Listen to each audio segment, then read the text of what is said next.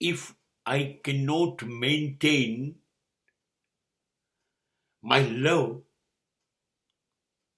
then I don't have a right to love anybody. પ્રેમ તો થઈ જ જાય, અને જે થઈ જાય ને એ પ્રેમ છે. જે કરીએ એ પ્રેમ નથી. It must B A natural. અચાનક જ દિલ એવું કબૂલ કરવા માંડે, આ મારું છે, આના સિવાય મારું કશું નથી, અને આ નહીં હોય તો મારું શું થશે? આ છે તો મને જીવતા આવડ્યું, આના વગર હું જીવી નહીં શકું. આ પ્રેમ છે. You cannot design, you cannot plan your love.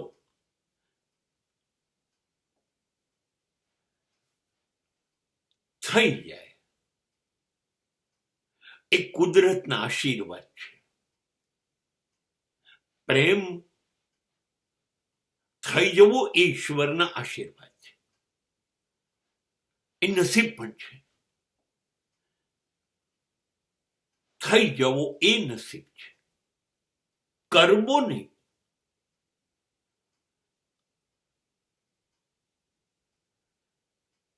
અને થઈ ગયા પછી અજંતા, ઇલોરા, મહાબલીપુરમ ના શિલ્પકાનની જેમ એ પ્રેમને કલાત્મક બનાવવો, બહુ મોટી વિશાળ ઘટના છે, જે સમાજને ક્યારેય સમજાઈ નથી અને સમજાશે નહીં. પ્રેમમાં કલાત્મકતા હોવી જોઈએ. It must be an artistic. અને સૌથી મોટી કલા શું છે?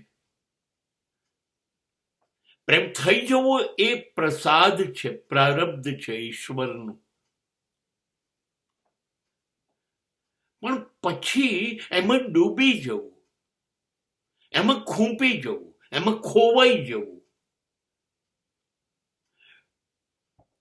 આ શરીર અંત પામે ત્યાં સુધી એ પાત્ર જાળવી રાખવું, લાગણીઓથી સચવાઈ થવો નહીં, નિભાવવો, ટુ મેન્ટેન ઇટ.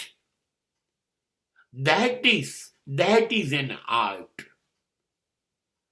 જીવન સફળ તો થયું કે થયેલા પ્રેમને તમે નિભાવી શકો.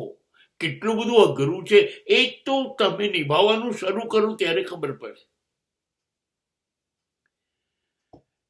બસ